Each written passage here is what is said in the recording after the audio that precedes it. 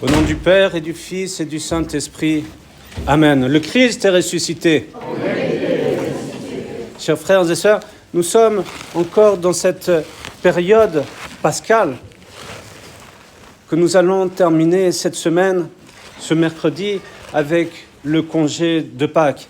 Et nous sommes encore dans cette salutation pascale que le Christ est ressuscité et que nous croyons vraiment qu'il est ressuscité. Et nous le proclamons. Nous sommes dans cette joie, nous sommes dans cet espoir. Et à partir de jeudi, nous célébrerons justement la fête de l'ascension de notre Seigneur Jésus-Christ. Jusqu'à mercredi, dans nos prières personnelles, nous commençons toujours en disant « Le Christ est ressuscité des morts, par sa mort, il a vaincu la mort, et à ceux qui sont dans les tombeaux, il a donné la vie. » Et à partir du jeudi, nous voyons que nous sommes dans cette tristesse, mais dans cette joie et cet espoir de la venue du Saint-Esprit, de cette descente du Saint-Esprit. Et c'est pour cela que pendant cette période de l'Ascension jusqu'à la Pentecôte, nous ne disons plus ce tropère de Pâques et nous ne disons pas encore le roi céleste. Parce que nous sommes justement dans cette attente, dans ce moment d'attente de cette descente du Saint-Esprit. Et nous voyons que dans cette période, avec ces derniers dimanches et aujourd'hui aussi, nous avons toujours cet enseignement du baptême. Parce que toute cette période était justement ce moment privilégié pour vivre le saint baptême. Et nous voyons à travers ce passage de l'Évangile que avant de d'aller vers cette piscine de Siloé qui représente le baptême, il y a d'abord cette rencontre avec le Christ. Et finalement, nous comprenons que pour vivre ce moment du baptême, il faut d'abord et avant tout avoir cette rencontre avec Dieu lui-même. Et nous voyons que à travers ce miracle de cet homme qui était né aveugle, la première chose qu'il voit au moment de ce miracle, c'est le Christ lui-même. Il ouvre ses yeux. Et les pères de l'Église nous enseignent qu'à travers ce miracle, finalement, nous comprenons que nous sommes tous personnellement aveugles.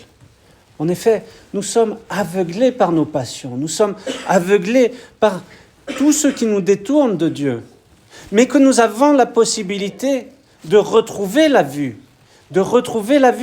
à travers le baptême, à travers la communion.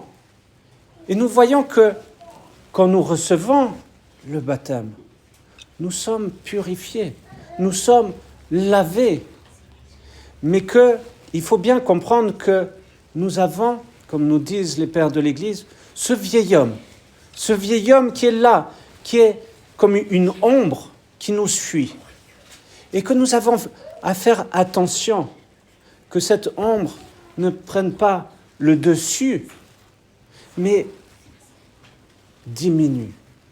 Et ça, c'est notre vie spirituelle, c'est notre combat.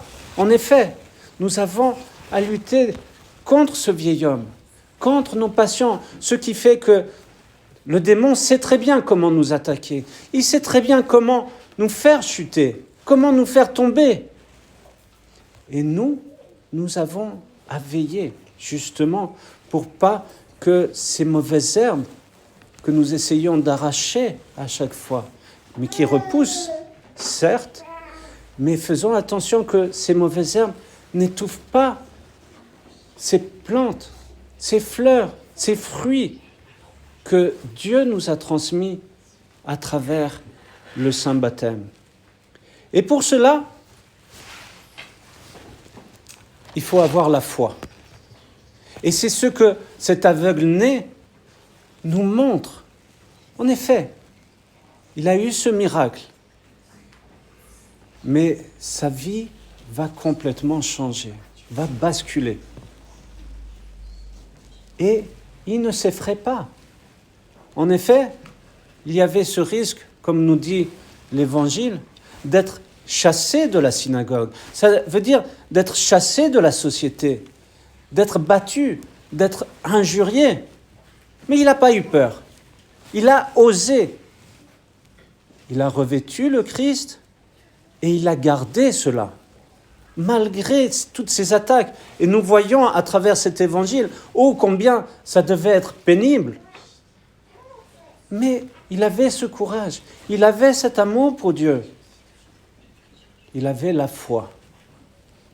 Mais la foi doit s'accompagner d'une chose si importante, qui est l'humilité. Sans l'humilité, nous ne pouvons pas mener notre vraie foi. En effet, à travers l'humilité, nous avons la possibilité de lui laisser cette place, de laisser la place à Dieu d'agir dans notre vie, d'agir dans notre cœur. Et le plus grand pas de foi que nous pouvons vivre, c'est de dire, mon Dieu, je veux que ce soit toi qui agisses dans ma vie. Et pourtant, nous sommes un peu, et je dirais même un peu trop, cartésiens. Nous voulons réfléchir, pourquoi, les comment et tout cela. Et en ayant ce réflexe très humain, alors nous chassons Dieu de notre vie, nous chassons Dieu de notre cœur. Et à partir du moment où nous le chassons, alors nous nous détournons de lui. Et nous vivons alors dans l'obscurité, et non plus dans la lumière, parce que la vraie lumière, comme nous dit le Christ, c'est Dieu lui-même. Et par cela, en lui laissant agir dans notre vie, nous serons illuminés par cette lumière qui ne s'éteint jamais, qui est Dieu lui-même.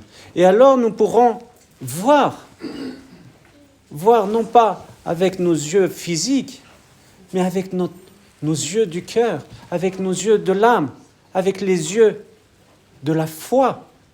Et nous comprendrons ce qui est bon pour mon salut, pour notre salut, et ce qui n'est pas bon pour notre salut, ce qui nous détourne de lui, qui fait qu'on le rejette.